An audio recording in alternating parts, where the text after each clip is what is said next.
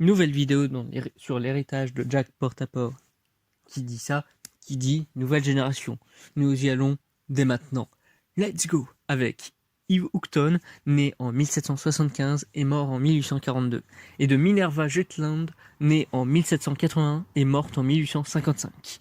Ils ont eu deux enfants, Mark Houghton, né en 1800 et mort en 1868, et Lucy Houghton, née en 1804 et morte en 1873. Maintenant, nous avons aussi une autre branche de la même famille, les Houghton, avec Anna Houghton, née en 1780 et morte en 1806, à 26 ans. Oui. Et de Gregory Dofstein, né en 1778 et mort également en 1806. En ayant eu comme enfant Harry Murdoch, né en 1806 et mort en 1912. Alors oui, il a failli être un super centenaire. Bon, il l'est, hein, plus ou moins, il a eu 106 ans. Ce qui n'est pas mal du tout.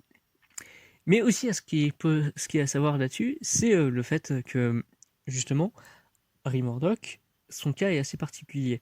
En gros, sa mère, Anna Houghton, est morte en couche, en le mettant au monde. Là où son père, lui, a eu une crise cardiaque. On ne sait pas vraiment ce qui a pu se produire. C'est entre crise cardiaque ou AVC. Je me souviens plus trop parce que je crois qu'il y avait aussi un autre cas où c'était à peu près similaire et du coup, je sais plus lequel a eu l'AVC et qui a eu la crise cardiaque. Mais du coup, ça a fait que justement, Harry était le nom qu'il allait avoir. De toute façon, il a failli être pris par des personnes qui s'appelaient Potter, mais finalement non.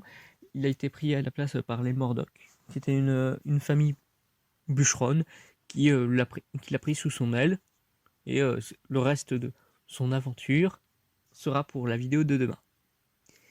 Et donc maintenant parlons donc du cas de cette vidéo, c'est-à-dire Amandine Aurore. Oui, bon ok, le cas de Harry Murdoch est quand même pas mal. Mais vous comprendrez plus la prochaine fois. Elle est née en 1804 et elle est morte en 1876. Où est-ce que c'est important? C'est qu'elle a tellement voulu être indépendante qu'elle n'a pas eu de descendance. Et oui. Parce que, écoutez bien, mais vous ne connaissez peut-être pas le nom Amandine Aurore, mais si je vous dis George Sand, peut-être que là, voilà.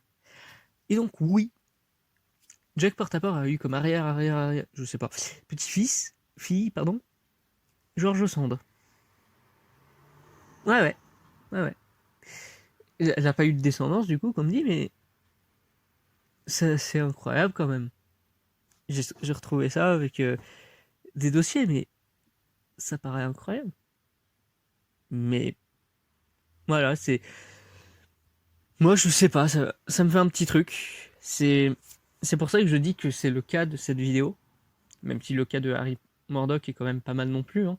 Même de devenir un Murdoch et être dans une famille de bûcherons, c'est plus ou moins important. Mais encore une fois, il est un cas mais c'est surtout par rapport à son fils.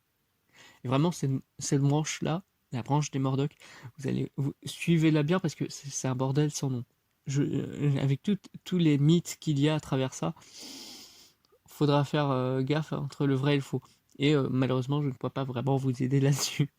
Mais du coup, je vous retrouve justement demain pour en savoir plus davantage sur cela. Et donc, soyez prêts. J'espère que ça vous plaît toujours autant d'être immersé dans la famille Jack Portaport. Et en tout cas, je vous dis au revoir et bye bye tout le monde.